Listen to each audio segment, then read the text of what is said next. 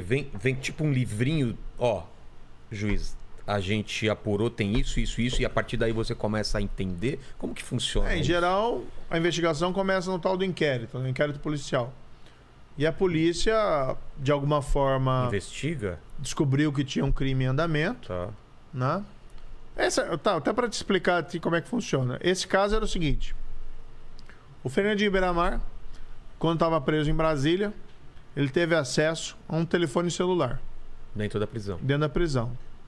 A polícia descobriu, mas ao invés de tirar o celular, preferiu dar corda. Interceptar. Começou a fazer a interceptação telefônica e deixou ele falando que queria identificar a quadrilha, o grupo. Aí a investigação evoluiu por aí. Aí começaram daí a interceptar telefone de outros membros da quadrilha, de pessoas ligadas a ele, identificar o patrimônio. Foram aqui 1 ano e 8 meses de investigação. 12 carregamentos de drogas, armas e... Tudo isso ele falando no telefone? Não, daí foi assim, mais ou menos o seguinte. Ele ficou 1 mês ou 2 com o telefone. Grampeado. Daí ele foi transferido para um presídio federal. E no presídio federal não tem telefone. É impossível. Impossível. Mas aí a polícia já tinha pego os telefones dos comparsas. Entendi. E continuou em cima dos comparsas. E aí na investigação não é tão simples assim. Ninguém fala no telefone, tá indo um carregamento de droga, tanto a cocaína, tal, tá passando na estrada nesse momento, né? Então é cifrado. Uma coisa, por exemplo, lá que o pessoal descobriu nas cifras, né? Chamavam crack. A droga crack? A droga crack chamavam de Ronaldo. Ronaldo? Então os caras falavam... Olha só, Ronaldo crack. Tá chegando o Ronaldo aí. Os caras falavam no telefone, tá mandando 50 Ronaldos. E aí, às vezes tinha carregamentos que a polícia conseguia apreender. E eles falavam os locais ou também eram cifrados os locais de entrega? Não, é tudo mais? Cifrado, mas aí você faz aquelas verificações de herbes, de local onde a transmissão. Sei. E consegue identificando e tal. E eles foram 12 carregamentos de drogas. Trabalho legal esse, né? Legal, de investigação. Pô. 600 e tantos quilos de cocaína. Aí teve armamento pesado. Né? Vindo tantas do toneladas de maconha, tudo do Paraguai. Tudo do Paraguai? A estrutura dele, que foi revelado no caso, era assim. Ele tinha uma fazenda no Paraguai. A droga vinha da Bolívia, pasta base. Tá. Pousava, tinha uma pista de pouso na fazenda dele no Campanaí. Lembro até hoje o nome da fazenda. Aí ele mandava para 2 bases.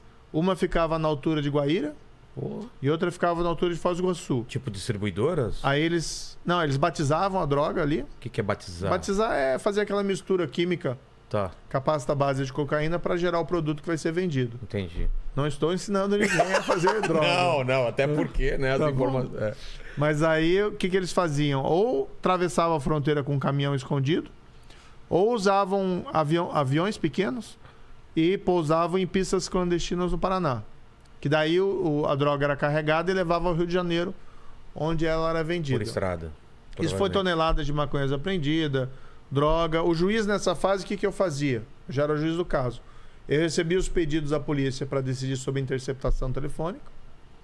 Recebia os pedidos para quebra de sigilo bancário, fiscal. O que você leva em conta nisso daí, quando tem esses pedidos? Você tem que levar a prova, né? Se aprova... Sim, você tem que levar...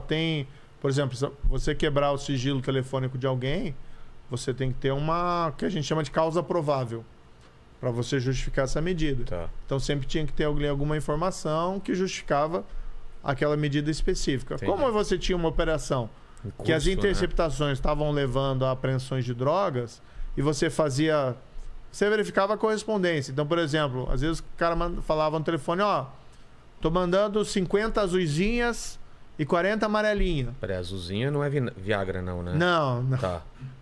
Né? Vamos deixar o Viagra fora disso aí. Não que o Lene usa, né? Dizem. Mas também... Você saiu bem no final, viu? Tava ficando mal pra você. Eu suei frio aqui. Tava ficando mal pra você. Mas azulzinha e amarelinha também, eles usavam esses termos também? Existia esse daí? Não, usava esses termos. Daí aprendia um caminhão e quando você ia ver, tava cheio de pacote, embalagem.